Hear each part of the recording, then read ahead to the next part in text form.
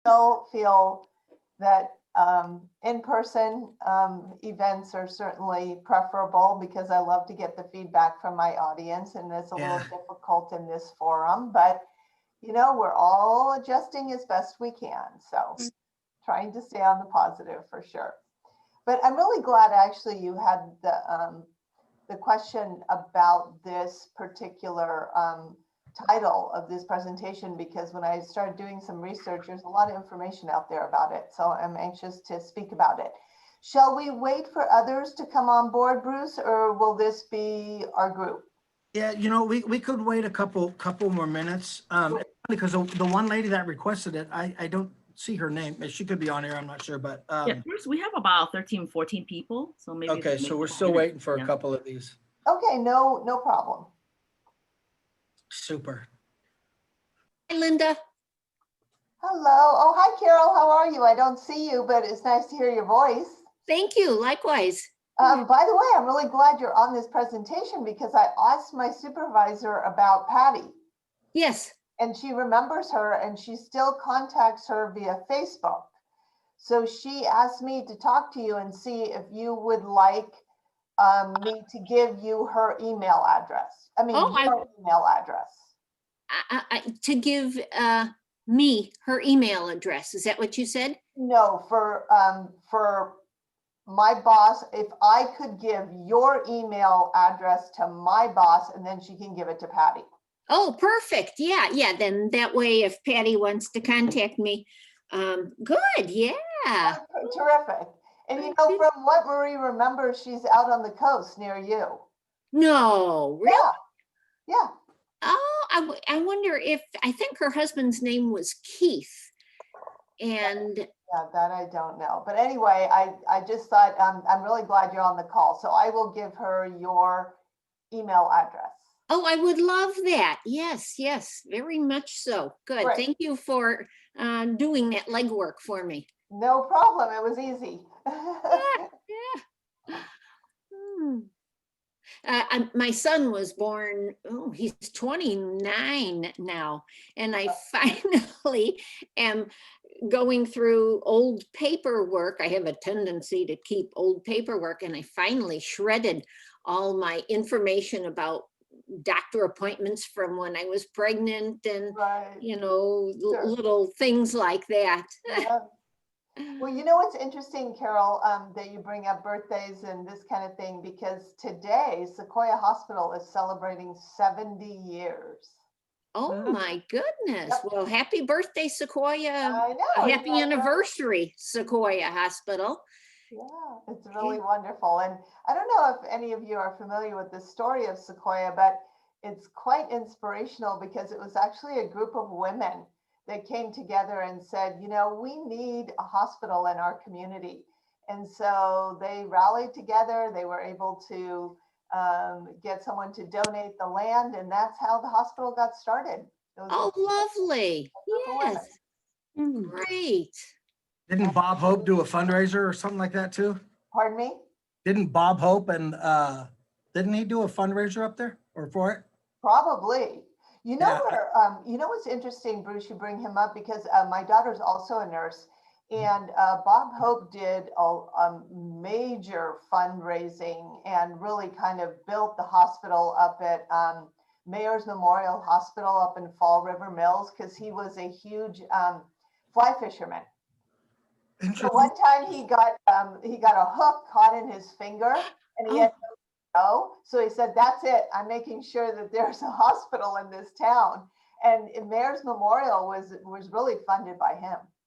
And what town is that? It's in Fall River Mills. Is that California? Yes, it's up in Northern California near Bernie. Oh, I'm going to write that down. Fall River Mills. Okay. Yeah, it's a beautiful little town up there. Small little hospital, but they know how to get out fish hooks from people's hands. Well, I can remember walking around Sequoia Hospital many times waiting for somebody, a kid or a parent or my wife to get fixed or whatever, worked on, and going and seeing that they had a little sign with tickets on it that there was a fundraiser to help build Sequoia Hospital. That was a Hope show back in, I think it was during World War II. I bet, yeah. Well, it's So- been a wonderful place for me to be employed for many, many years. So I'm very thankful for the hospital. Do you think we Great should get stuff. started, Bruce? Yes. I'll tell you, if I booked this one right before lunch because it had something to do with nutrition, hopefully people would do this and then go eat healthy. And then the one after this is going to be exercise, because I figured most people eat lunch. The people who have to do the presentation right after lunch, trying to keep people awake. So that's an exercise right after lunch. So Linda, I'll let you take it from here.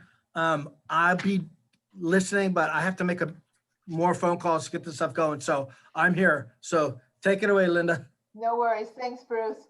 I'm very thankful for everyone that's here on this presentation today. My name is Linda Merslich. I'm the community health nurse here at Sequoia Hospital's Health and Wellness Center.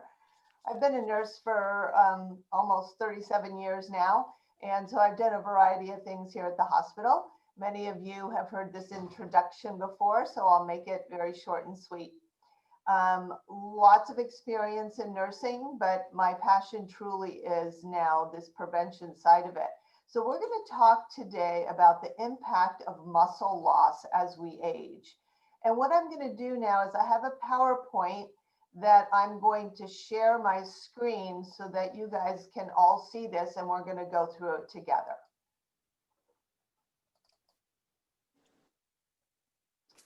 All righty, if I could get just a thumbs up if you can see my screen. Impacts of muscle loss, excellent. All right, so let's go ahead without further ado and get started.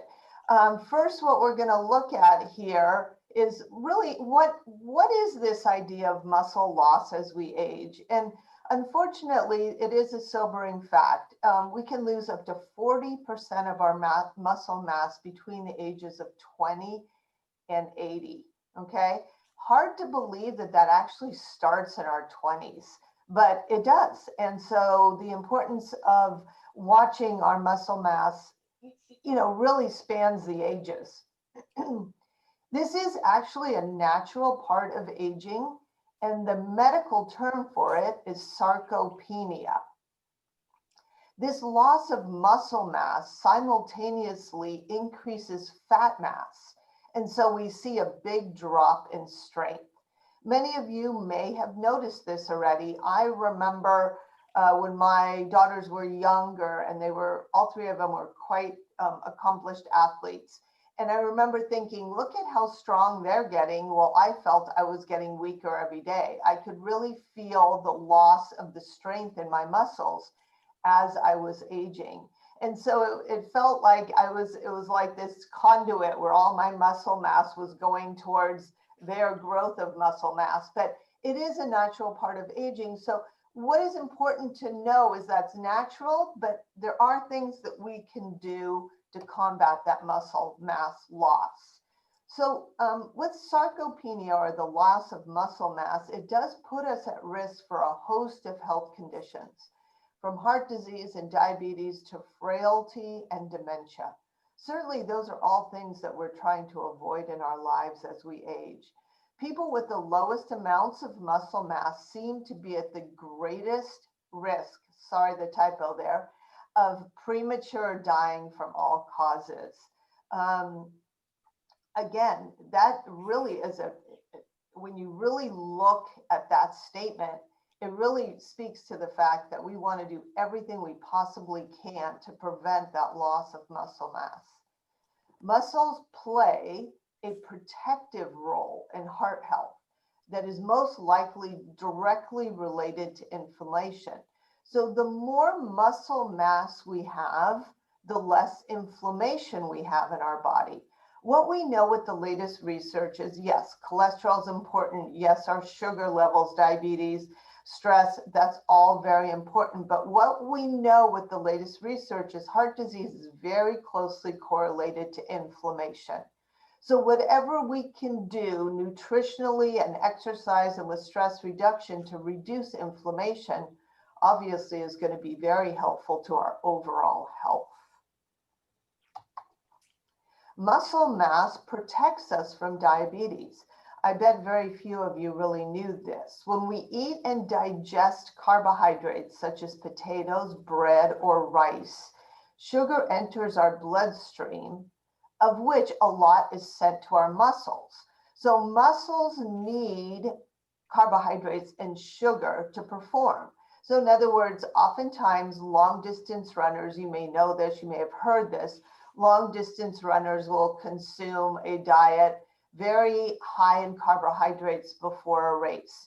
They'll do what they call carb loading and eat a huge amount of pastas and breads and whole wheat items, because that gives them the energy, the readily available energy of those sugars and glucose in their bloodstream so that their muscles can access that and therefore perform better. Muscles use this sugar for energy, and or they store it as glycogen in order to maintain stable blood sugar levels. So again, the more muscle we have, the more that when we eat something high in carbohydrates or high in sugars, our muscles can then absorb that and protect us from having that surge of sugar that goes into our bloodstream. Some of you were on the talk that I did yesterday, and you know how important it is to mitigate those surges of blood sugar in our bloodstream.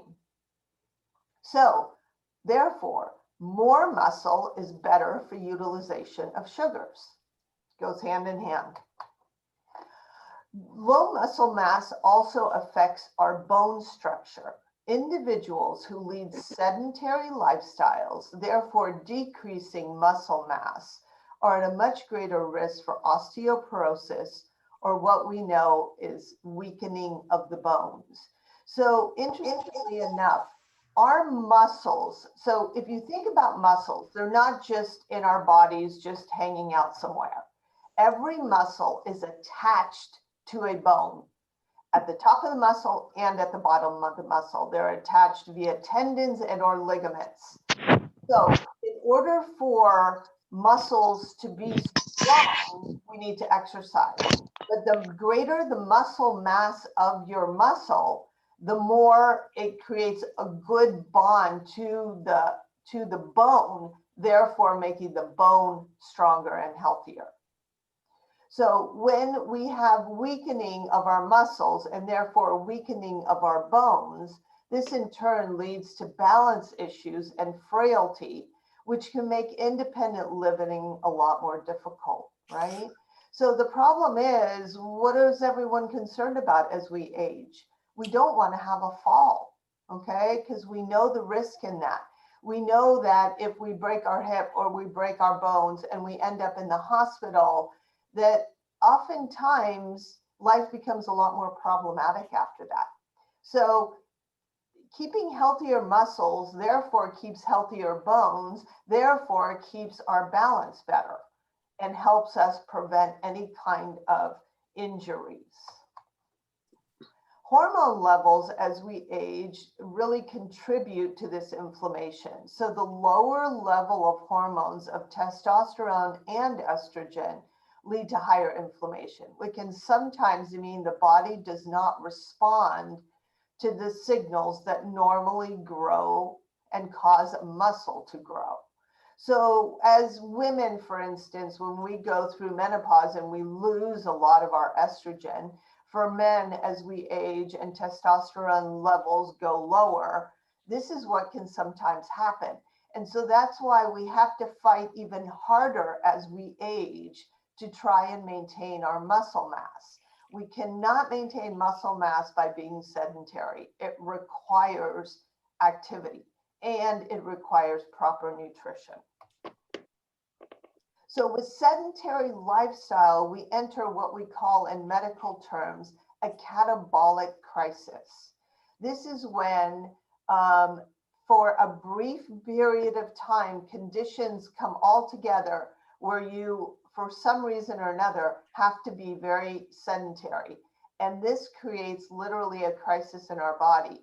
So for instance, if you've had a hospitalization, if you've been ill and you've been in bed for an extended period of time, This causes in our body what we say in medicine a catabolic crisis, because it causes muscle wasting. So this is why we know when you end up in the hospital today, we don't let people sit in bed anymore. We know that that's really detrimental to people's health. We know that getting up and moving as soon as possible, making sure we're lubricating joints and muscles, and making sure that we're preventing muscle wasting is extremely important, okay? And this is something we know through scientific evidence.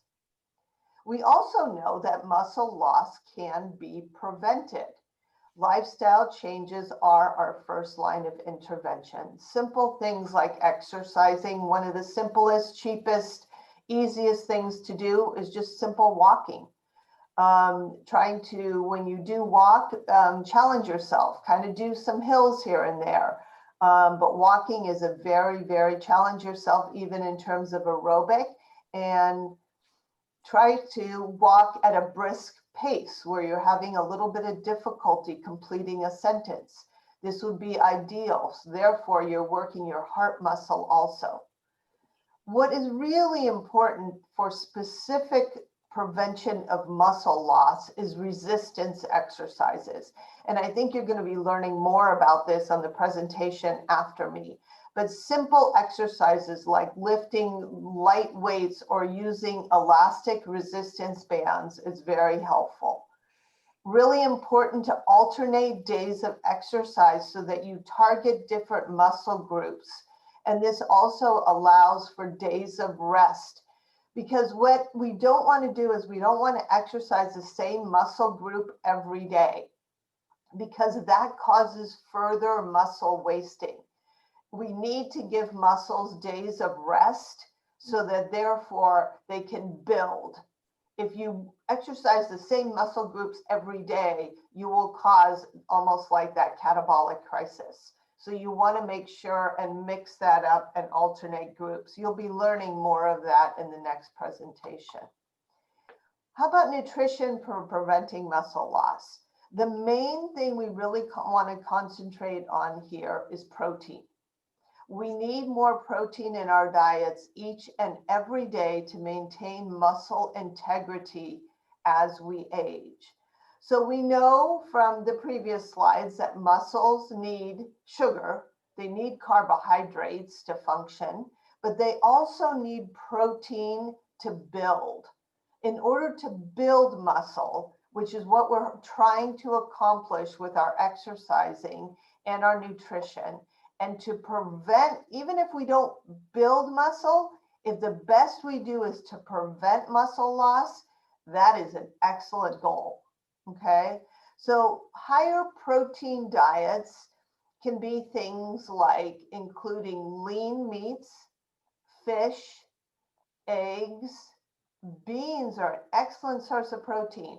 They're super cheap, and they're also very high in fiber, which we know is also important in terms of cancer prevention.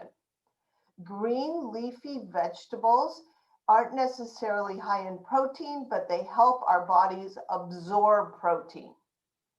And low-fat dairy is another excellent source of protein.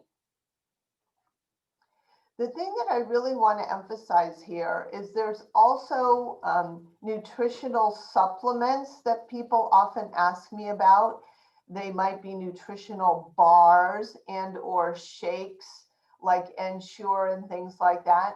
The reason why hospitals use a lot of these shakes like Ensures and things like that is because of what we talked about in the previous slide, the catabolic wasting. We know that when people have to be sedentary and lying in bed, that muscle wasting can occur. So we want to really replace as much protein as we can nutritionally if that person is unable to exercise. So the high protein shakes can be a good alternative. Also, high protein bars are good. The thing that I want you to really pay attention to with those two food items, because they are man-made products, they're not necessarily a natural product is to make sure and look at your ingredients. Make sure and look at your nutrition facts label, and make sure and look that there's not too much added sugars in those items. If you cannot read the ingredient, if you cannot pronounce the ingredient, be careful. What is it? And also be very careful of line items that say proprietary blend. Now, what that means is it's a blend of items that the company has been able to patent, so they don't have to necessarily disclose what is in that proprietary blend. But with the bars and the shakes, just be very careful of the other ingredients. And know that some of those items are very, very high in protein. So please don't drink like 3 and 4 of them in a day unless a doctor has told you. Too much protein can be very, very difficult on your kidneys and your liver. So we have to be careful and have a balance in our body. Balance is, of course, extremely important in all areas of our life. The thing that all of the research that I did showed that you really, what was very important is to spread the protein out throughout the day. So oftentimes, if you look at a normal diet, shall we say, or maybe what would be many Americans' breakfast, it would be a cup of coffee and maybe a pastry, maybe a piece of toast with butter on it. And those type of breakfasts have zero protein to them. So if you were to add an egg to that, now you're talking protein. If you were to add some low-fat yogurt to that, you would add some protein, okay? So the recommendation is to get 30 to 40 grams of protein at each meal, okay? So this allows for better absorption of the protein. I would say in general, most people's protein is loaded heavy, very heavily on the dinner meal. So absorption can be a bit of an issue. You want to pay attention to that and try and spread your protein out throughout the day. And even the snacks being protein. So a great snack is things like, you know, maybe some almonds or some walnuts or any type of nut that has some protein in it. Peanut butter is a great option in terms of snacking because of the protein. The supplements, I often get questions about what kind of supplements would be good for reducing muscle loss. And research shows vitamin D is very important. I encourage each and every one of you at your checks with your primary care physicians that they check your vitamin D level on your blood work. And if it's low, that they offer some type of guidance in terms of supplements on vitamin D. Fish oil is very helpful, and creatine. Creatine is a natural occurring substance that is found in muscles, and supplementing with the creatine can help them produce more energy. Again, very small amounts on this. There doesn't need to be huge amounts. It's not like we're trying to be, you know, weightlifters and building huge muscles. It's just small amounts can have tremendous benefits in terms of preventing muscle loss. So in conclusion, we know that as we age, muscle loss can occur naturally. It is our responsibility, especially during this pandemic time, to take action to prevent the loss of muscle mass each and every day. It's, as you can tell, I mean, it really is very, very simple. It's making sure that you include lean proteins in your diet each and every meal, that you make sure that you stay active. Reducing stress is also a big part of it, just because of the fact that stress, we know, causes inflammation. And inflammation, we know, contributes to muscle loss. So you know what you need to do now. Each and every one of us should get up and get going. And here's something to help you get up and get going. So this wife is talking to her friend as they're having a cup of coffee, and she said to her friend, the doctor said he needed more activity. So I hid his TV remote 3 times a week. That got her husband up and looking for that remote. So in conclusion, I want to thank you for your attention and your participation. I really am wishing each and every one of you a healthful, joyful holiday season.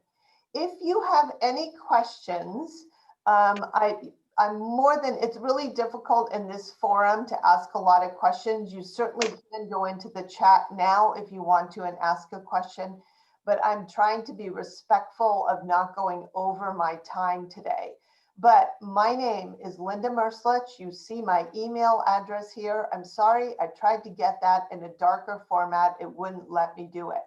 But basically it's linda.merslich@dignityhealth.org. And or you can call me here at the Health and Wellness Center. My direct line is 650-482-6050. So I would welcome your questions or comments via email or by phone. And again, I really appreciate your attention. Thank you. And I really do hope that you found this informative and helpful. Enjoy the rest of the Zoom classes today. Thank you, Linda. Thank you. Linda, thank you. You're very welcome, Bruce.